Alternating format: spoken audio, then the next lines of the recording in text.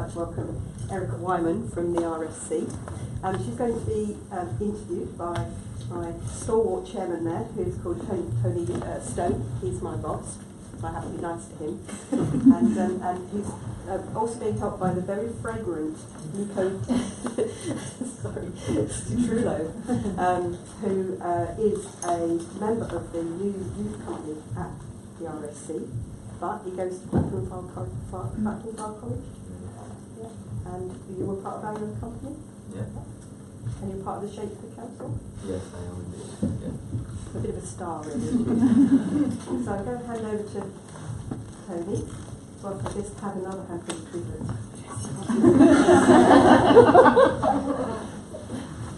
Good evening, everybody, and as Ruth has very kindly introduced me, I have the honour, I think, to be the chairman of the company that operates this wonderful theatre, supported by a number of other trustees who give their time and knowledge and to ensure that this theatre is there for the enjoyment and benefit of everybody, particularly our young people.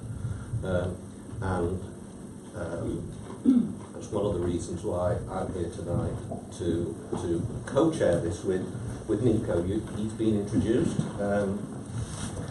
I don't think Ruth said that you're actually studying to be a chef at Blackpool and filed in his first year.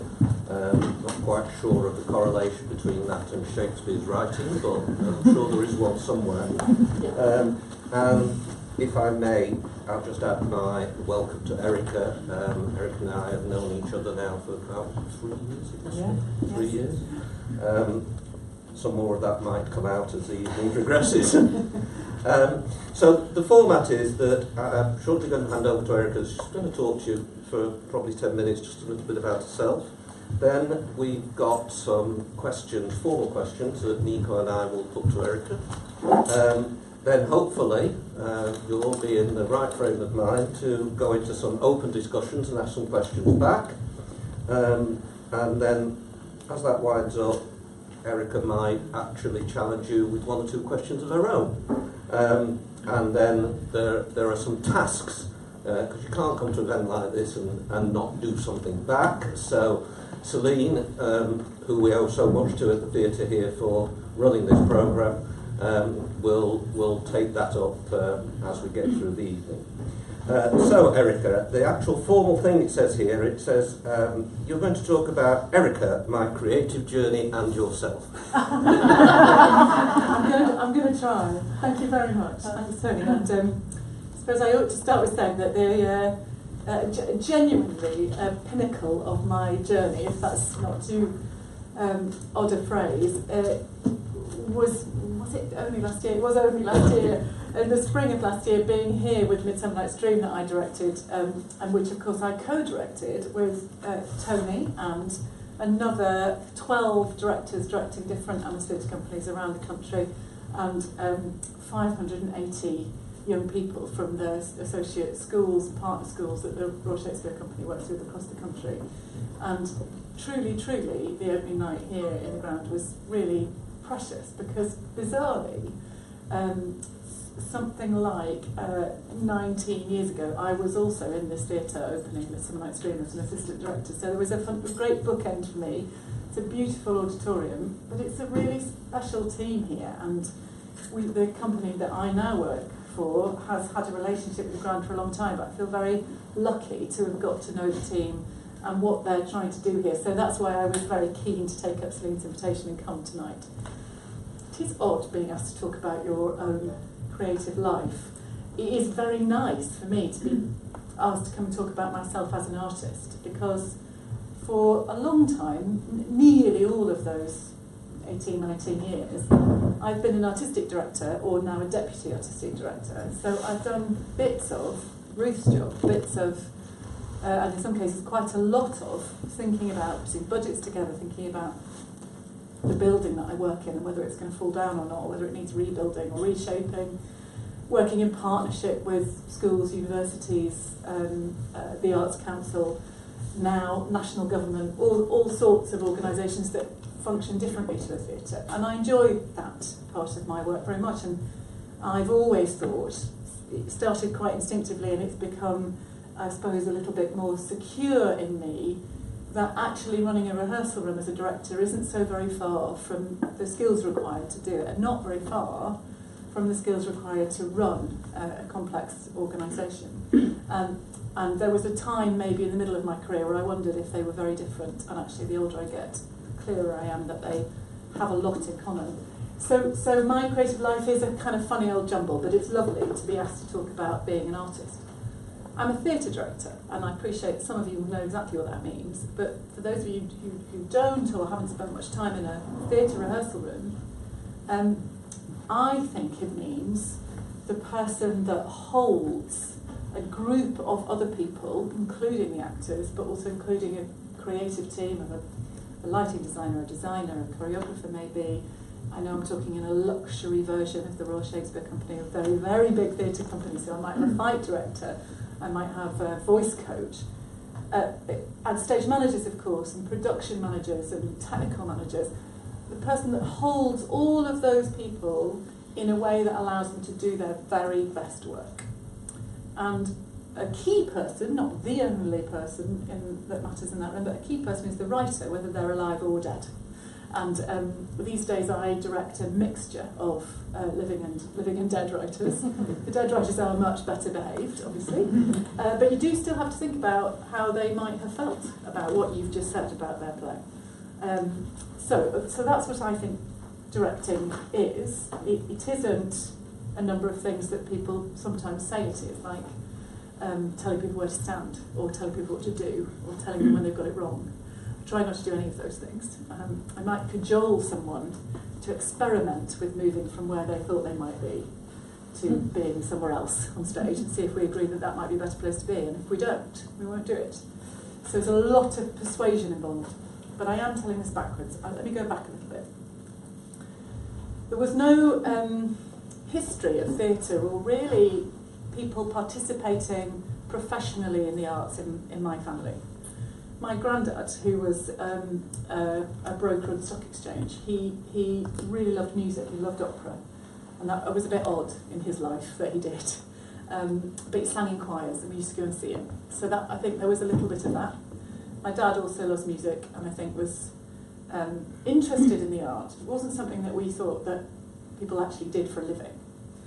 And my dad, worked in the very early days of television as an engineer. So he had an amazing job. He was looked after the sound on the news at the very early days of the BBC in Alexandra Palace in London. And it took me ages to realise that there was a connection between what he did and what I now do, because my dad's quite a shy person. He wouldn't be able to bear it that I'm talking about him tonight. But I realised, I don't know how long later, that although temperamentally we're quite different, the excitement he had about live television was something that I definitely experienced in my childhood. And the sense that of pulling all sorts of teams together, which I've already talked about in rehearsal rooms, he had to do the same. And my mum thought the arts were a bit of a luxury, and I think that's something that I think about quite a lot, because I think quite a lot of people in this country think they're a luxury, and I don't. And I always disagreed with her about it and argued vociferously. And I think what's sort of funny for me, my mum's not alive anymore, but she was the bossy one. So she was the director. So she sort of taught me how to do it. I'm telling you that bit of the story, and I won't do the rest of my life in that much detail, but I'm telling you that bit because I suppose I think it's really, really important to recognise that this is not something that's handed down, except in a more instinctive sense. So I grew up with someone who knew how to have an argument, and I had to work out how to persuade her that she was wrong about things, and somebody else who really got excited by live television. So I was taken to the theatre by school. I was born in Yorkshire. I lived in Barnsley when I was at school, and went to Sheffield Crucible, which I remember really clearly being incredibly exciting. I saw Winter the Willows and I thought all the animals were real, so I suppose there was a sort of instinctive thing that I was a sucker for people pretending. And then I don't remember where that went, but I know that when I was maybe 14, it was the be-all. It had become the be-all and end-all for me at school. I was really lucky that there was a lot of plays at school, and there was a youth theatre, and I joined youth theatre and did a lot of acting. And I thought I wanted to act. And then I went to university, but I didn't do drama or English. I did quite a peculiar subject, I have to talk to Tony about, but I did French and philosophy at university, which is the moment where you go, well, she's just eccentric and weird. So I apologise about that, but I'm not eccentric or weird. French, or any language that isn't your first language, fantastic passport to understanding other people. Just it's that simple, really. Having the imagination to think, what does someone else feel, and how might they express themselves, and how might that be different to me? Maybe they think different to me. Maybe that's how to figure out how to speak their language. And philosophy is really, there's lots of ways of describing it, of course, but for me, I got excited by it because it's about the difficult questions in life, questions that don't have straightforward answers, questions that have more than one answer, and where continuing to puzzle over those things can help us, I think, have a more interesting conversation together. And I genuinely think those two things are what I do now, in trying to find plays that are about imagining other people who are not like us, and puzzle over questions in life which don't have straightforward answers. Whether that's, in Dream, what love really feels like, and is it actually easier to fall in love with a donkey than to love the person you're married to, for example. That's a real question that sort of is complicated for everybody who's alive. What is love? Is it different for everybody? I mean, I don't think it's a real question for everybody about donkeys, obviously. That has not happened in my life. But it's a metaphor, isn't it, for how love is surprising and catches us out. And all our experiences of love are different. And our dreams are a bit embarrassing. And it's hard to talk about them, but they really influence what we do the next day. Whether it's that, or whether it's, just to give you a sort of span of my work, last year I directed a play called 7 Acts of Mercy, which is a very hard-hitting play about inequality and poverty, set in Bootle, and it's set now, 2016 it was set, and it's also set in Naples in 1606, and maybe I might say a bit more about that later, but it's a play that is very angry about inequalities that have lasted for 400 years. So it's not kind of jolly and light in quite the way that Some Night's Dream is, but it is about things that really matter and are really hard to solve, difficult questions. So that's a thread for me. And the brief story in between is that eventually worked out that I was not free enough to be an actor. The actors I admire are able to surrender completely to being on stage and not think about anything else, not think about whether the design is exactly right, or whether that bit of paint has been touched up, or whether the writer's happy, or just to surrender to being in the moment and being immediately available to the audience. And I couldn't do that because my brain was always going 6 directions. And a friend asked me if I wanted to direct. This was when I was at university, because someone had dropped out. And I remember really clearly being in the room, trying to direct actors, not really knowing what on earth I was doing, and thinking I'm happy.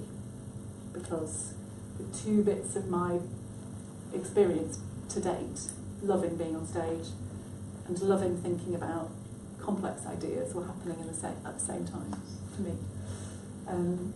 And then a little bit later I realised I wanted to extend that. I wanted to run theatres because I was excited by being able to create community around that work of artists, of partners, of teachers, of audiences. I really like audiences. That might seem like a weird thing to say, but in British theatre, maybe that's not fair. In London theatre, I spent quite a lot of my life outside London. In London theatre, the audience gets forgotten, and the artists think about themselves and what they want to say. And I can't do that. I'm not interested in it. I'm interested in a conversation. Sometimes that conversation is silent. You watch someone crying on stage and you feel something. No words go between you, but it is a conversation. It's a dialogue about how that feels. And that's what's always motivated me, I suppose, and still motivates me. I haven't said very much about the RSC, but maybe that will come out in I think, the yeah, questions. probably. But yeah, at some point I should say what I do at the RSC and I failed. That's a little story about me. Well, that's the easy bit, because now there's some set questions. Yes. And My Nico's next going to ask the first one. Yeah, I'd just like to kickstart with asking you what and who inspires you? Yes, thank you. It is quite hard because so many different things, I suppose. Briefly, try to be brief, Erica. So I picked two directors that inspire me. Joan Littlewood inspires me. She's a director not alive anymore. Has anyone ever heard of her? Yes. That is brilliant. Because I get quite cross that not enough people have heard of her, but I understand why not. So I could tell you later the whole story of Joan's life, but I won't. But basically, she was born in 1914 and she set up her own theatre company in Manchester. She was born in London. She walked to Manchester. I like her for that. And she set up her own theatre company, political theatre company called Theatre Workshop, an ensemble group of people who wanted to change the world through theatre. She never got any Arts Council funding. When she was offered it, she turned it down. And she wanted to make theatre for real people who had jobs and were keeping a roof over their heads and that cared about what was wrong with the world. And she did it, and eventually she found the Theatre Royal Stratford East. Well, her partner, Jerry Ruffles, found it, and it was derelict, and they squatted in it and turned it into a theatre. They rolled up their sleeves, they did everything, cleaned it, built it, and it might come up later, but I co-directed Oh What a Lovely War 7 years ago, which was the piece that made Joan really famous in the 1960s. And next year I'm directing a new musical about her life, because it's an amazing life. She was horrible. And I am not horrible officially in a rehearsal room. Is that true? Yes. Not horrible. I try not to be horrible. Joan was brutal, I think, and I'm interested in that. And it's a particular kind of role model for me. But I'm also inspired by people who don't work in the theatre. I think the theatre is about life. But at the moment, I'm a little bit obsessed with Jess Phillips, who's the MP who's based in Birmingham, which is quite near Stratford. I keep trying to get her to Stratford, she's too busy trying to change the world. And I read her book, Every Woman, and I thought I was inspired by her courage, because I think I took her for granted. I'd seen her on the telly being bold and saying what she thought and challenging things, and then hearing the kind of abuse, I think we can use that word, that Jess gets, and lots of MPs, lots of people in power, lots of people in the public eye get, and how she has to cope with that and what she does to kind of protect her family from that and still get up every morning and try and go back in the ring and say these things are still wrong in the world, and I want to do something about it. That inspires me. That makes me determined to make theatre matter. That'll do well. Those two. Nico, you've got the next question. The other question is, what are your favourite plays and why? They don't have to be Shakespeare based, just your favourite plays. It's an impossible question, because I realise, it's a great question, because I realise how lucky I am that I have seen or produced or directed such a lot of plays. I think top of my list. Anyway, let's not worry about the ranking. Hey, I'm going to do a couple. That's what I'll do them quickly. Who's Afraid of Virginia Woolf? Does anyone know the play? Yeah, quite a lot. I sort of knew the film. We see a lot of people sort of know the film, or know the film well. Famous film. Richard Burton, Elizabeth Taylor. And then in 2010, I directed it, and I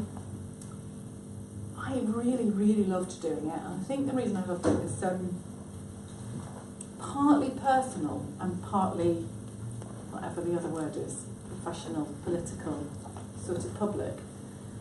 Because the play is about every kind of human experience, and there's only 4 people in it.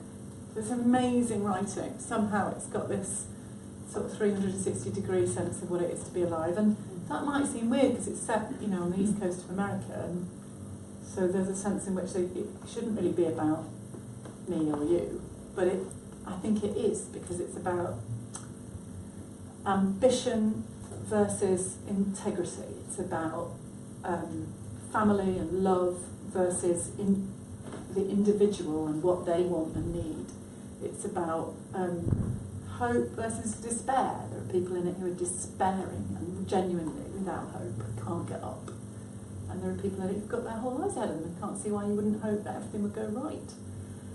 So it does this extraordinary thing, this very tight story of giving you this amazing spectrum of human experience, and also it's a very surprising bit of theatre. So it's very, very hard to direct because it's very hard to act. So you've really, really got to look after your actors, and you've got in those four quite a generation gap between the two couples. And anyway, it was a deadly serious, really difficult rehearsal process, and then we went out the first night at Sheffield Crucible, and coming home, and the audience laughed. I went, oh yeah, it's funny, that's right. It's also really funny, so it really fools you for the first act that you're watching a kind of farce, and then it goes, those of you who haven't seen it, goes darker and darker and darker and darker and darker. And then there's hope, and I think, for me, plays that go to the edges of human experience, go to the difficult bits, and then suggest that we might be all right anyway. I love those people. So that's probably top. The Winter's Tale is probably my favourite Shakespeare, but Romeo and Juliet's currently, I'm doing that next year, and it's currently competing. I think it might be the greatest play I've written, and I'm a bit embarrassed to have discovered that at this point in my career. I'm going to ask the next question, but your answer might be, you should know the answer to that, Tony. Because the question is, your personal approach to directing, the creative process, and how do you deal with actors? Yeah, so you do know the answers to, I think, know the answer to that question. It's hard to talk about your own process, I think. It's hard to know, so you probably could answer this better than me. I've said a little bit, haven't I, that I think it's collaborative. I think my process is collaborative, and that's not about being nice. It's about enabling everybody to bring all of themselves to the room, to not feel like they've got to be defended or armoured up because they might get told that they're getting it wrong, or that's not helpful to me. Someone who's going, I'm bringing a little bit of myself because I don't want you to hurt me, or I don't want you to knock my confidence or make me feel insecure. That's no use. I need everyone in the room to feel like they can be themselves and stretch themselves and challenge each other, challenge me. So it's collaborative and democratic. I try to make it democratic. I think one tension in that is that in order to create a room that really does feel safe, you've also got to be quite firm. It's like chairing a meeting. Everyone's got to know that you'll make the decision if it comes to it. And then they feel free, in my experience, to say, well, I think it should be like this, and really say it, or I really don't like it when we try it like that. Really say it, because the buck's not, it's not sitting on their shoulders, it's sitting on mine. So firm, democratic, collaborative. I'm answering the first bit of the question. What was the second bit of the question? How do you deal, the creative process, and how do you deal with the actors? Yeah, with respect. Try to deal with the actors with respect. Respect means a lot to me. And I learned a lot from Dream. I think I spent quite a lot of my career thinking, actors enjoy being in a room with me, but do I push them far enough? Am I tough enough? And I can be tough when we're at the end of rehearsals and I know what someone can do and they are not quite going there. I can be quite tough to get them there. But only if I've built a relationship of respect. So they know I am doing it with them, not to them. And I suppose the other bit of my creative process is that I am really interested in how other artists in my room can stretch me.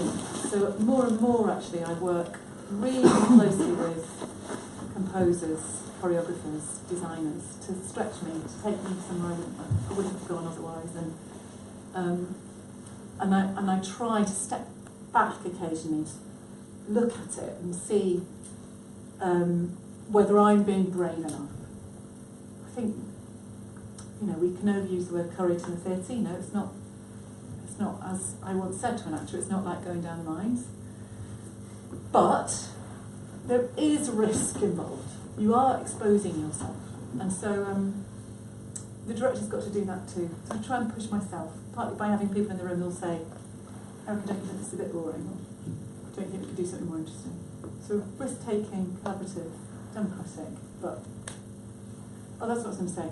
The thing with Dream was I feel like I got evidence that respect is the most important thing, because I worked with so many different people up and down the country. The one single thing that made it possible for me to get more out of them than they were giving me when I met them was respect. So I'm not apologetic about it anymore. Can I just stretch that a bit and ask you what happens when it's not working? Yeah. Or you might say, it always works without doubt.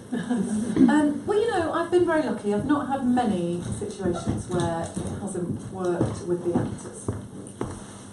I've had lots of situations where I've got reviews that say, well, I didn't think it was as good as all that. There's a funny thing about the professional theatre. You know, you put your work out there and an audience might say it's brilliant, in the sense that they give it a great round of applause at the end and they come up and tell you afterwards that they enjoyed it, and then 6 or 7 national critics give it a mark out of 5. So that's quite hard sometimes. I don't think it's a very helpful thing, but it's a fact. And I know we're all desperate to get critics to come and see our work, but actually, you know, I'm very lucky that they come to RSC, and I sometimes wish they wouldn't, because they're not always in tune with the audience. However, I've had lots of shows where, because I like to tackle quite difficult subjects, because I'm quite feminist, my approach to casting and ideas, and unashamedly so. And some of those critics are not. Discuss. Yeah, I've had things going wrong in that sense. So, and I have had a couple of situations where actors where it hasn't felt happy, in the minority, but still. So maybe deal with that first. So I suppose the key is to talk. I mean, it's all so obvious, isn't it? But it's very easy to say, and really, really hard to do it. Because if someone's fed up with you, and someone's not trusting you, or they seem to be angry with someone else. I had an actress who was livid with everybody else who came into the room. The marketing team, the choreographer, everyone. She was horrible to them. Horrible. And I didn't know what to do, and eventually realised that she was really, really cross with her leading man. But she knew him and liked him and wanted to show him respect because he was struggling to learn the lines. And she'd made herself a little pledge not to show that she was frustrated. And so it was just spilling everywhere. So honesty was the answer there. Get her to tell me that, and then I can look after her and I can get that frustration out a bit in the room in the right way. Protect people from her. So yes, honesty, dialogue, really listening to people and being courageous enough to say, what's the problem? Is there a problem? I think there might be one. In terms of the work, making something that I've very rarely made something I go, oh, it's terrible. I do remember actually, it's just come to me now, I made a production of Our Friends in the North in Newcastle. I used to work in Newcastle. Didn't mention. For 8 years I ran Northern Stage in Newcastle. Amazing theatre. And it toured a lot. And I made a production of Our Friends in the North, which actually was a success. But there was a moment at the end of the technical rehearsal where I famously lay down in the auditorium and went, it's a disaster. It's just a disaster. It's incredibly long. I mean, it's got 44 scenes or something, 43 characters, and I'd managed to make it last 3 3/4 hours. It was unbearable. And I remember being in despair. And Sutra, who designed it, who's a friend, she said to me, let's see if we can be constructive with this despair. Which is a good, it's a good rule for life, really. So and I was, and I did kind of get up and look at the stage and go, what is the problem? It's too long, it's too slow, it's too difficult to follow. Right, let's double the speed of all the scene changes. Let's take this, that, and the other out. Let's make it. It was really late in the day, but let's do it. Let's actually fix it. I'm despairing because I know what's wrong with it, and I don't think I've got time to do it. So let's decide that's not true and just fix it. And it worked. So I now think of that quite often. Despair is quite a useful, constructive state. You don't want to be in it for too long, but sometimes it's telling you something. Can act in it. I know you briefly touched upon Romeo and Juliet before, but Yeah. your thoughts at this stage of the time, if possible, around Yeah. Romeo and Juliet? Yeah. Yes. It's amazing. I mean, I of course know. Well, I say of course I know the play. I've spent my life in the theatre, so I've seen it a lot. And I first saw a youth theatre do it outside, and it was really exciting because, and I saw it was my youth theatre. I wasn't in it, and so it was somebody I knew. I went along to see it, and I remember that they started a fight. They played a trick. They got us all there at 7 o'clock, and we thought it started at 7. We got outside, and there were all these sort of. It was like a fair. There were little market stalls and music playing. It's a pre-show. That's what I said, pre-show. And then a fight broke out, and it was really frightening because just for a minute or two, no one knew if it was real or not because we weren't sitting in an auditorium. And it has evidently stayed with me. The sense that that play should frighten us. It should begin with us going, this kind of violence is it's really dangerous and it's really nasty. It's not poetic. It's not funny. It's violent and it's young men as he wrote it. I might have some young women in mind. It's a gang. I'm going to set it now, so it opens next year, towards the year after. So it's going to be set in 2018, 2019, where we've got rid of guns really successfully, which we almost have in this country, not quite, and we have not got rid of knives. People kill each other with knives, and we sort of treat it as normal, sort of. We're horrified, but we don't know what to do about it. And I don't know about you, but I feel really strongly that when you see those stories on the news, and or in your life, someone you know, a young person has killed another young person. It seems to me that both of them have had their lives ruined. About action, not to forgive the person that's put a knife in somebody else, but it is usually when you look at, particularly someone young, if they've not understood that would kill, that would be a death, and suddenly that's what they've got to live with for the rest of their lives as well. That is what happens in the play, in the middle of the play. So that feels very important. The love story, it will be, I hope, a big and gorgeous love story. I've got two lovely actors already, Romeo and Juliet, who are in their 20s, and they might even seem a bit younger than that, and it's been lovely working with them, meeting them, talking to them about it. The last thing I'll say about it, and you might want to ask me about it later, but it seems to me like it's a revolutionary play. That their love is not pretty. It is beautiful. It is magnificent in the way that when you fall in love, everything's magnificent, isn't it? It's fireworks, and it's the sun rising is about you, and the moon rising is about you. Of course, it's magnificent, but it's not pretty. And I think we've got an idea of the plays that comes from the 19th century, or comes from the ballet, or comes from that's very sort of elegant, and Juliet's sweet. And I don't think she is. She's really brave and really tough and really alive to the world. And I think they are living in a time of crisis. They're living in a time of war and street violence that's been going on forever, so they've inherited it. So when she says to Romeo, if they find you here, they will murder you, he says, I don't care. He means it, I think, because it is worth giving up his life. In that world, it is worth it to be happy. So love becomes a revolutionary act, becomes a way of changing the world by being, in a simple sense, honest about your feelings, not doing what you're advised to do by grown-ups who are clearly wrong. All the grown-ups in the play are wrong, but almost everything. Some of them with good intentions and some not. The grown-ups have really let those young people down. The young people say, no, this is what I want. I'm going to have it. So that's what I'm thinking. I could tell you about design and anyway. There's going to be great fights, great dancing. It's going to be quite sexy. Leave it there, enough said. So, final question. Why do you value Shakespeare's work? Very good. Apart from the fact he's dead and we can't argue with him. There is that. I really do think about this a lot, because I spend quite a lot of time talking with young people, and sometimes very young people and their teachers, and I spend a lot of time talking to other theatre makers who don't work with Shakespeare, don't like Shakespeare, don't want to engage with Shakespeare.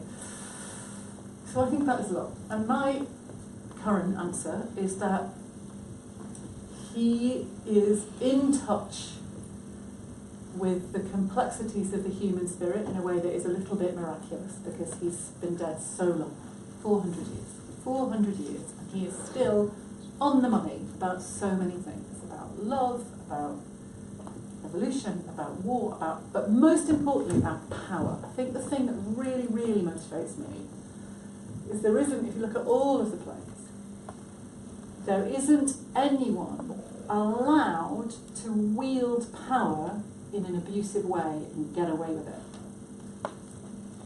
Their ego is their flaw, and he's on it, he's onto it. That humility, society, sense that you are only the sum of the relationships you have, is at the centre of his plays, whether they are comedies or tragedies, or the history plays, indeed, importantly.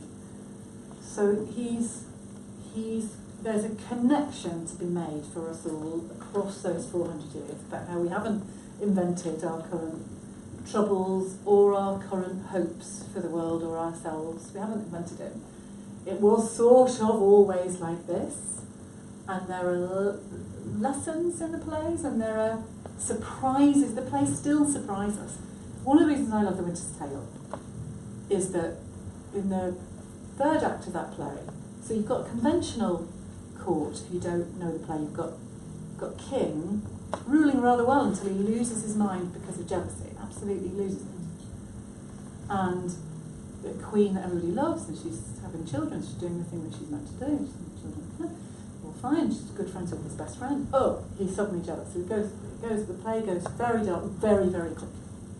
In that third act, when he ignores all advice, all rational advice that says she's not guilty, Paulina, who is a servant, she's a senior servant, but she's a servant, she has no status in that world. She's not allowed to speak, and she's a she. And he wrote it 400 years ago, and he wrote it actually just as King James took the throne, who was a bit of a tyrant, or was tempted to be a bit of a tyrant. And Shakespeare writes a woman that walks on stage and says, "You, Leontes, you are an idiot, and you have ruined her life, my life, and everybody's life here. And you need to think about what you've done." I get very excited by that, because that feels, revolutionary. It feels like Shakespeare understands that that's the last person we're expecting to take charge of that scene. And she's also the person who's seen everything and is wiser than anyone in power. So it's an example of why I love his plays. You can have a rest now. Well, I don't know if you can have a rest. Can I invite our audience to pose some questions, hopefully to Erica and not me and Mika, because we don't really want to answer it. But we will if it's necessary.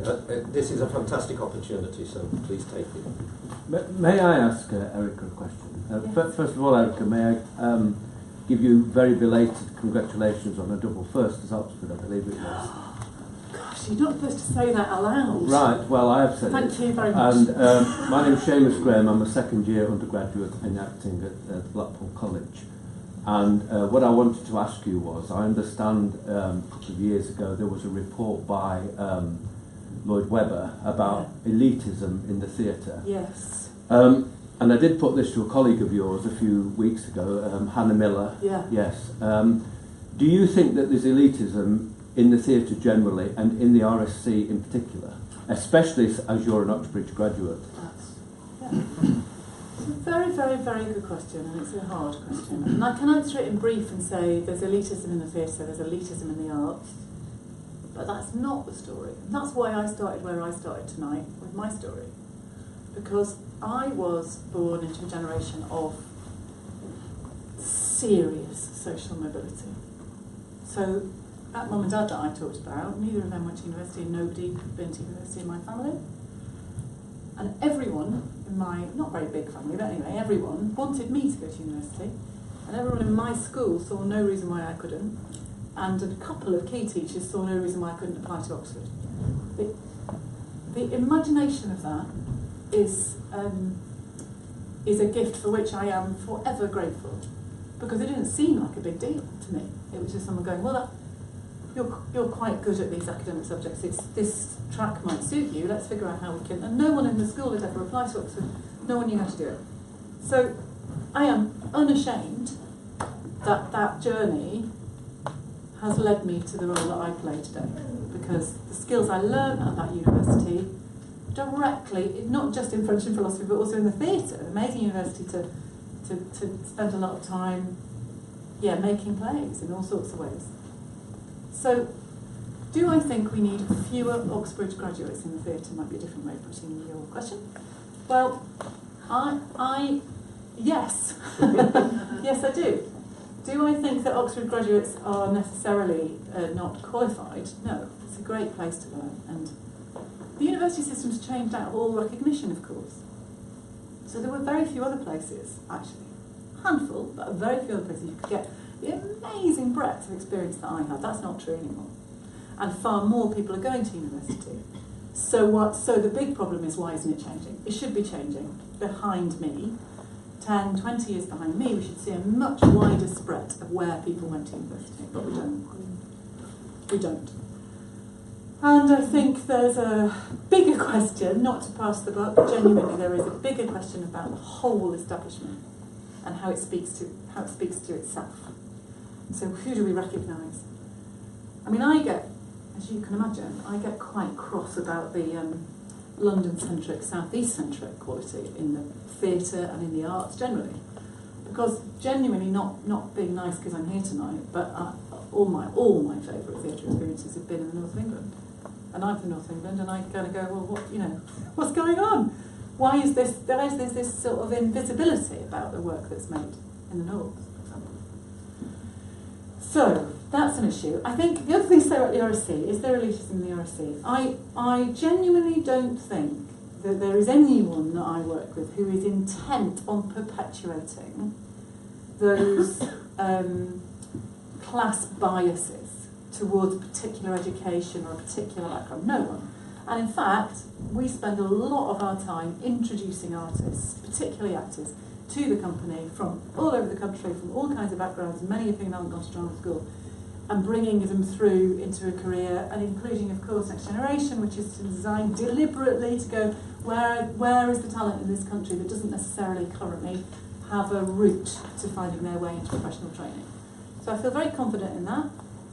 It's very good, this question, because I can take it straight back to Greg, because Ruth will be my witness. I have been saying to Greg now for 2 or 3 years, can he please come to Blackpool Ground and talk about the fact that he was born in Preston and came across the RSC in a touring exhibition, came to Preston. So the leadership of our theatres is changing slowly. There are more women, there are Rufus Norris runs the National, and Greg didn't go to Oxford or Cambridge, hurrah, hurrah. It's tiny, but it's a start. So I don't think we're systematically elitist, but I think we are not. I think the whole industry is not changing fast enough. And some of it, okay, it's the last thing I'll say, but some of it is because the economics have changed so dramatically. I had a grant, that's how old I am. I had the last year of grants, full grant to go to university. Everything was paid for. I know, the young people in the audience going, what? I had a grant, couldn't have gone. So it's changed, everything's changed. And, we can't probably put the clock back, but we can recognise that if we want people to have opportunities that are not obvious to their families or their school environments, we have to make them. We have to draw those paths and take hold of people's hands very firmly and make sure it's possible for them to take those steps. Or we will become more elitist than ever before. Thank you for your question. Thank you. It became a bit like question time there for a minute, I'm so sorry. Another one. Yes. Can I ask a gendered question Yeah. then, in which case, and it's actually slightly a multicultural question, because I go down to your theatre quite a lot, and I'm impressed with the multicultural casting that just happens effortlessly. I'm impressed with the way that there's a lot happening behind the scenes, I imagine. I'm impressed with the way that, so for example in Julius Caesar, a few weeks ago when I saw that, hardly any female characters, but there were ways in which female characters could be sort of incorporated into that.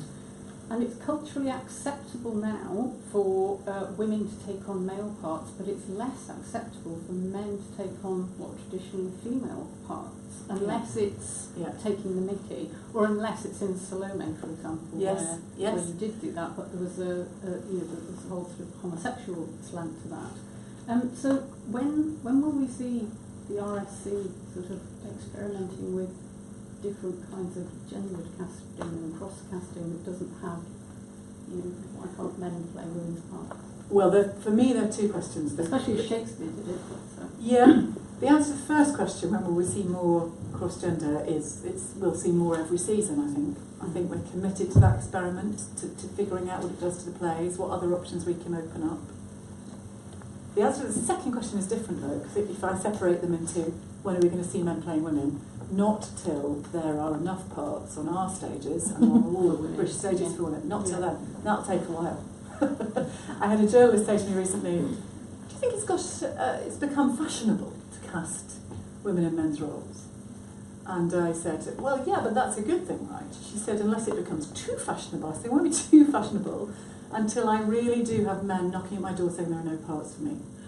There are no parts for me over the age of 35. There are no parts for me in which I lead any of the action. There are no parts for me in which I'm not expected to cry.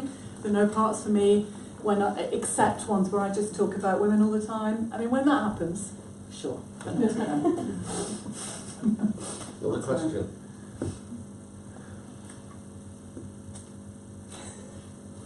Sorry. Lady, I've got some. One of them is, what is your biggest achievement?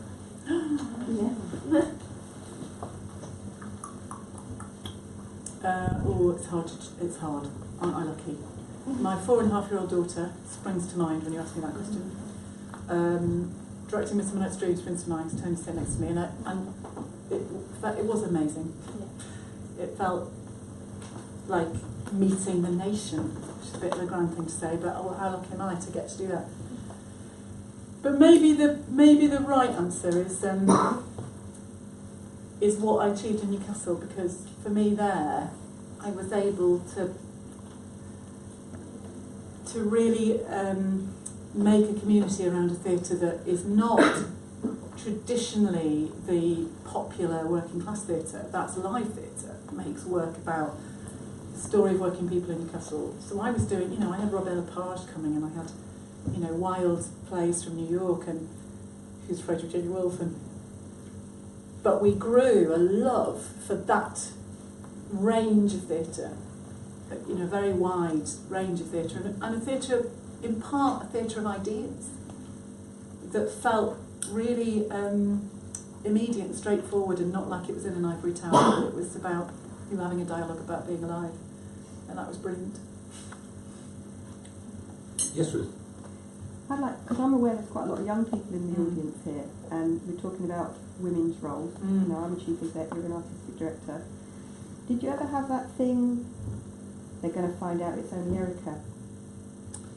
And if you did, that imposter feeling, how did you cope with it, and how would you advise these young people as they progress in their careers?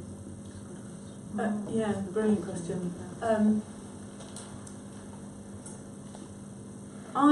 To answer it really honestly, I don't think I would quite put it like that. Every day, honestly, I think I don't have the skills to do this. I wish I had a bit more of X every day. But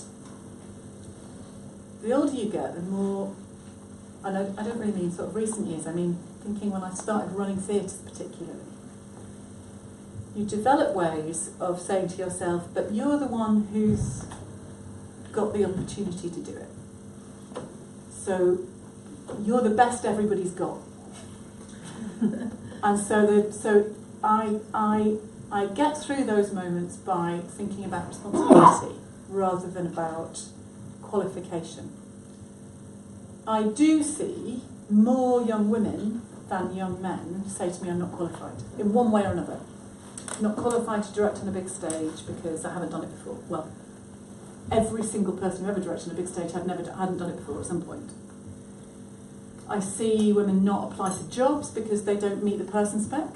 And I was talking to, the job description. I was talking to an artistic director friend of mine, a man, a bit younger than me, very good at what he does. He said, God, I've never read the job description and thought that it actually applied to me. I just thought I would come and tell them how I thought the job ought to be done. He's really good at his job. And I said, well, try not to put too many things in the job description that might put off all the brilliant candidates who think they need to actually be qualified to do it. So I guess that's the thing for me, is going, it's not, qualification isn't everything. It's about grasping responsibility, asking for help.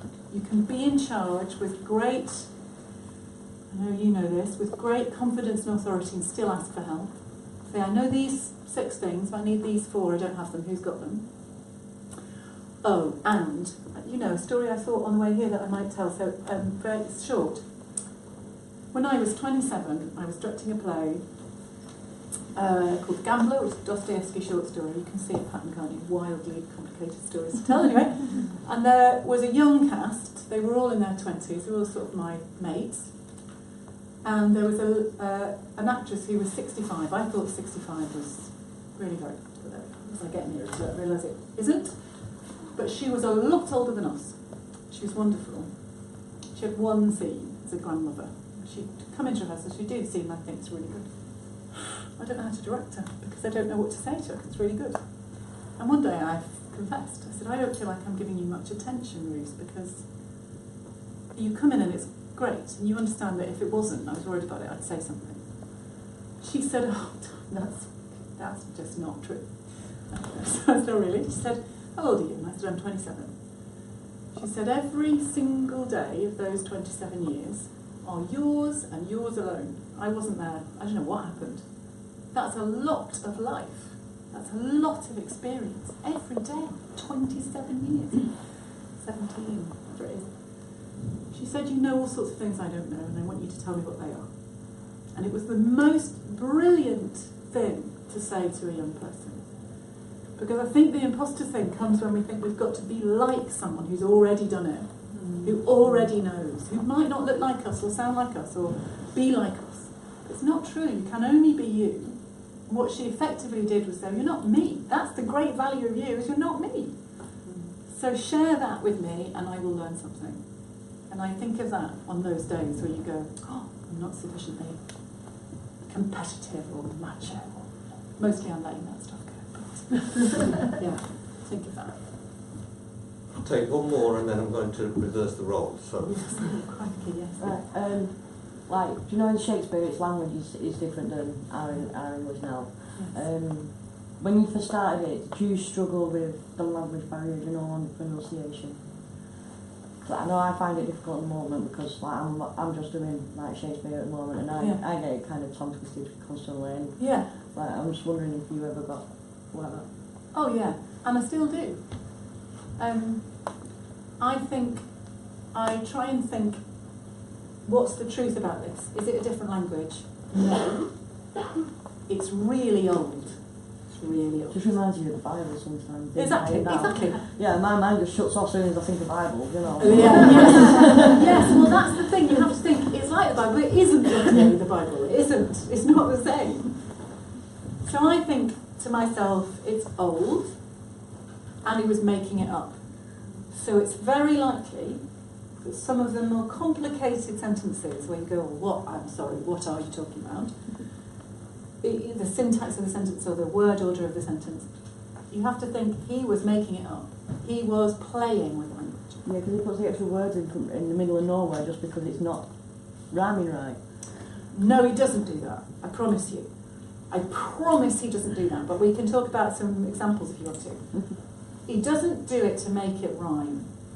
He does it to get it to be in a heartbeat of rhythm, not rhyme. When he uses rhyme, he uses it because it helps him, not because he has to. See, mostly doesn't bother.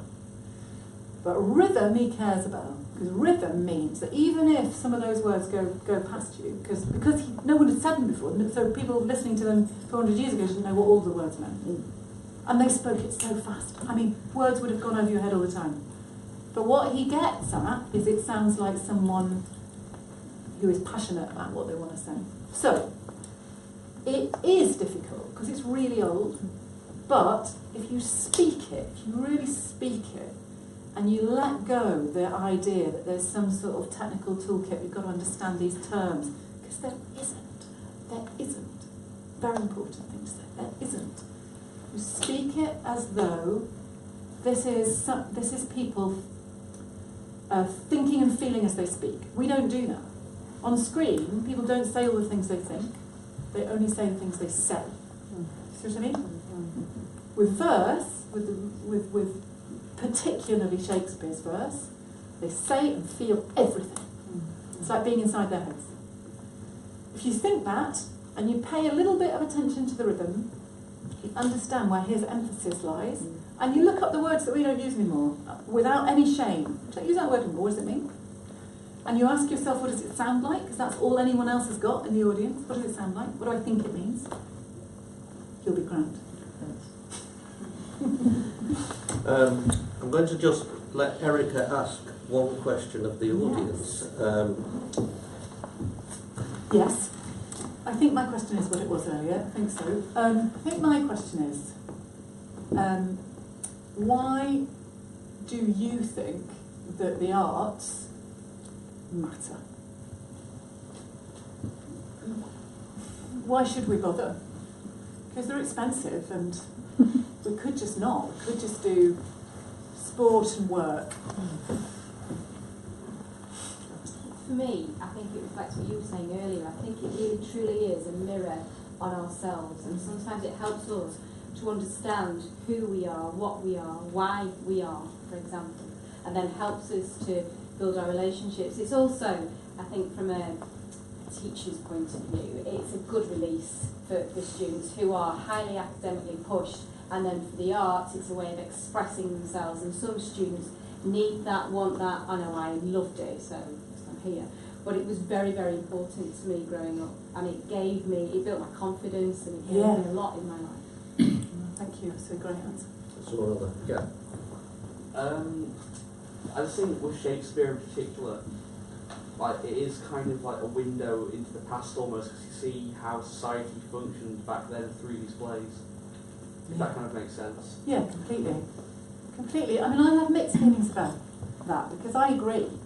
I think sometimes it can feel a bit dangerous in my job to say to people it's about history, because then I'm not interested in history. I had a bad time at school with history, or I'm just not, I don't want to be interested in history, I want to be interested in that. So for me, I just put it slightly differently, personally, which is past has some things to teach us, to illuminate about who we are now, and it's the differences are interesting. It's the similarities that set me alight. You go, oh, it's the same. It's the same. People thinking about power or sexuality or things that we think we've invented, or race, or things that we think are modern questions. You go, oh no, hang on, there they are. So yes, absolutely, it is for me a fascinating window on the past, but not for its own sake. Yes. It's also kind of a window to ourselves. So sometimes you go to a theatre and you want to see a play, and you see it thinking, oh, I'll have a good time, I'll relax, and think. But a lot of them cause you to think, cause you to look back on yourself and learn something about yourself and think and feel and be happy or sad. And it's also, for the people who perform, it's a way for them to express themselves and in a way make a small or bigger difference in someone's life. Yeah, I agree completely. Thank you, it's brilliant. And when we do performances, it's like, for myself, it's like a breakaway from myself, and it's also to give the audience a satisfaction and let them enjoy it as much as you enjoy it. Throw your passion to them and let them understand. Yeah, that's great, that sense of letting yourself go. So sometimes we're looking at ourselves in the mirror, but sometimes actually it's about escaping ourselves Escapism, yeah. and our lives, and there's nothing wrong with that. Back. I personally think it's really important, all arts, not just Shakespeare. I think dance, plays, music is really important, especially, I'm going to just say young people, I'm going to emphasise that, because not everybody is academical. Not everybody has facilities to go there. So when children who are told they're not clever enough or they're not bright enough or this, they have a release, and maybe they're good at that, maybe it inspires them to create something. Maybe a girl who isn't good at medicine or biology, but she sees a play and she thinks, wow, I can do that, it's amazing, it's inspiring. I think it's so important not to take this away from especially schools, because also it's a release for young people who maybe don't have great things happening in their life, and they can actually express themselves and release in those plays at school or in the musicals they see. And I think that's inspiring for not just actors, I think it might be inspiring for people who want to be doctors or want to be lawyers, because it's not just for performing arts people. I think it touches everybody in every job or hobby or people that way. I completely agree, and when we talk about, that's why I mentioned sport, talk about physical fitness, we understand it's about health. Of course it's fun and exciting and competitive and all that, but it's about being well. And I think in every life you need that imaginative experience, whatever it might be, drawing, it might be listening to music, it might be dancing, but an imaginative experience is part being well. It's what you're describing, and it's so helpful, these answers, because I'm occasionally privileged enough to be in a room to say to the people who are making these decisions, why on earth isn't it in our curriculum compulsorily? It's like the earliest learning or understanding you get of how people work, so without even having any kind of psychology degree at 4 or 5 years old, if you're doing theatre or any kind of arts, because you're seeing other people express themselves, or you're learning about how other people express themselves, you get an understanding of other people, not just in the sense of having to actually work with other people, but you get a much broader sense of diversity of you know, the different types of people, you know. And I think it's so important, because without having to be taught psychology, you understand this is why, you know, you told a story, you perform in a play or as an actor, you have to think about, well, why did this person do this, or why did they do it? They're not like me, so why did this person do this? So you just get that sense of the world without being sort of literally told about it. You get to discover it yourself in a way that's not sort of just forced down your throat. You're discovering it yourself. And yeah, I love sport, but I don't think you get that same sort of insight into the mind. You know, you can start as young as sort of 3, 4, and I think that's why it's so important. It's not something that is just a release. It's so many things.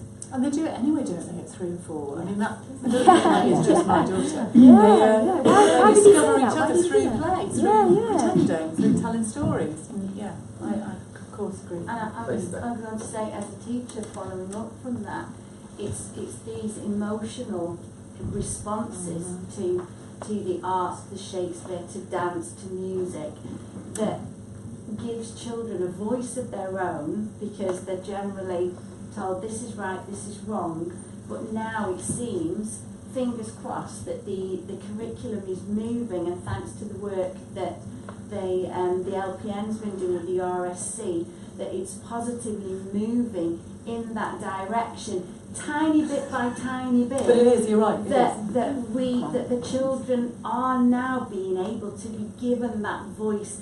We're getting lots of training on critical thinking, and it's just, you sit through it and you go, that's what we've been doing with the RSC. It's the rehearsal room process. It's letting those children physically and emotionally experience it, so that they can then discuss it with each other. So then they can then take it into their academic work, because they've experienced it. If you don't experience it, how can you write about it? How can you move that forward? So I really think it's hugely important. And it opens up that dialogue with them, for them to realise, well, actually, I'm quite good at this. And then you can take from where they've built up their self-esteem, you can then take that feeling into the more difficult academic work. Yes. And say, look, you did that. You want to get to here. One girl in my class, she wants to be an actress.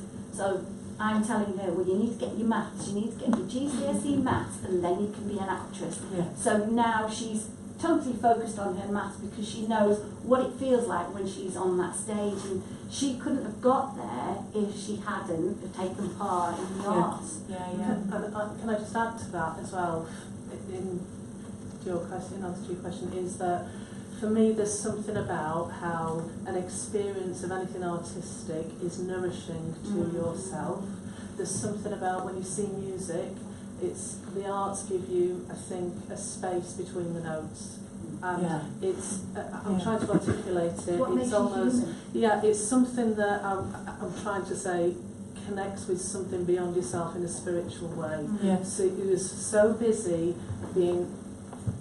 doing and being functional and doing our daily life. When you go to the theatre or when you're involved in looking at something in an exhibition or listening to music, it's like time can stand still, and I think you connect with something deeper within yourself and an ability to connect with other people, and that contributes to well-being, but it also contributes to an ability to exercise your imagination and empathise and grow as a person. And I think that is limitless, and to take that away from any experience that children, young people or adults have isn't right.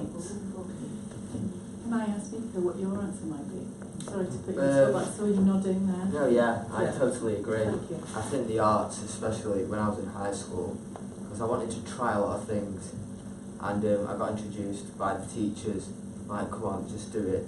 We were just try it out, at least come to the audition. Yeah. And I stood there in the door, I was like, wow, fresh, it's a brand new thing, I don't know what I'm doing. And people just came up to me, started introducing themselves. I was like, oh, it's already a friendly environment, so I've already got positive thoughts about it before I even picked up a script.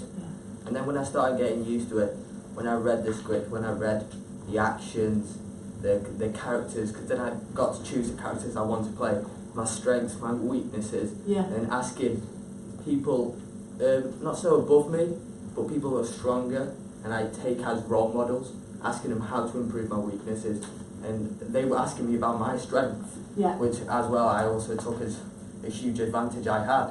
So I was like, wow, you're a role model, asking me about my strengths and how I can improve their acting thing, which I think without the arts I wouldn't be in the position I am now, like as confident as I am now. And like I can talk to you all about the arts confidently and stand here and say that I am a proud member of the Royal Shakespeare Company, and I wouldn't be where I am now without that in high school. So I wouldn't be the same person I am now, and I think it's I'm making it myself, trying to make it wider to the people in high school, the younger people. I've told my sister in year 8, I'm like, please do it. Please just give it a go. Try it. Yeah, just do it. Even a Christmas show, something. You'll just learn. She'll definitely learn something new about herself, and she'll learn all the skills that she never thought she'd have. It's an incredible thing, and I think it should be compulsory. I totally agree. Thank you, and you're a great advocate, along with our other 40 young Shakespeare counsellors and their parents who advocate for that. And the young counsellors say, just in a nutshell, it's about how do we bottle that feel-good factor, because that's worth more than anything else. Because if we're feeling good about ourselves, we're prepared to go into the classroom and learn when it's difficult. We're feeling more resilient. And sometimes you can't quantify it. You can be in a session, can't you? And you think, I've been here for ages, but actually it's only been an hour, because you're really in that moment. So I'd even go a step further than that. It's so brilliant hearing that and hearing you speak such confidence and ease. Don't you think that great leadership requires you to be in touch with all the things you're all saying, to be in touch with that thing that's deeper, that sits underneath the pragmatics of everyday life, that to be convincing, people believe you, to be able to look people in the eye, to listen to them, to imagine what it is to be somebody else, all of that we have somehow devalued that in every bit of our world, and that we would have more faith perhaps in our leaders. think it's about shouting out for how sport is in the children's curriculum because it's good for the body. And what we're all not shouting loudly enough actually is that the arts should be in the curriculum and not taken away, thank you very much, Michael Grove, but because that's essential for the health and it exercises the mind. And when the government starts telling us that we should be doing 3 hours a week of arts activity, for the good of our mental health, as well as 3 hours of aerobic activity for the good of our hearts, and we know we've won the war. That is really sad. I'm just going to take one more answer, gentlemen. I agree with everything, absolutely everything that everyone said. But I'd like to turn the question on its head. Yeah. I'd like to imagine a world without the arts. Yeah. Because we take the arts for granted. We really take them for granted. And everything we have around us, everything we see, owes its existence to the art. The way we perceive colour, the way we perceive, the way we dress, the way we design buildings, our language. I was driving my car, I was stuck in a traffic jam the other day, last week or whatever, and I was listening to Hamlet on BBC Radio 4. And just being in that confined space with nothing else going on, but, well, the swear word from me, but the language, I was recognising things that are now idiomatic. They're words that are used in everyday speech and people don't even consider where they come from. Everything owes itself to the arts. And we can be as practical as we want. We can talk about going into construction, we can talk about going into building, design. Somebody mentioned the law. The law requires really, really precise analysis of language, and the arts give us that. The design of any kind requires a knowledge and an understanding of how various arts work. One of the things that was asked, one of the questions that was asked before was about the language of Shakespeare. To me, the language of Shakespeare is like listening to music. It's like listening to jazz, the best jazz. Real quality stuff that shakes you out of what you're doing and that takes you away from the norm, makes you think differently, makes you behave differently, makes you want to do something new. We take that away from our children, then we might as well just shut the shop. Because we'll end up with nothing more than a bit of brutalism. Thank you very much. Thank you. Can I invite Celine to bring the evening gently to a close? Yeah, and very gently to a close.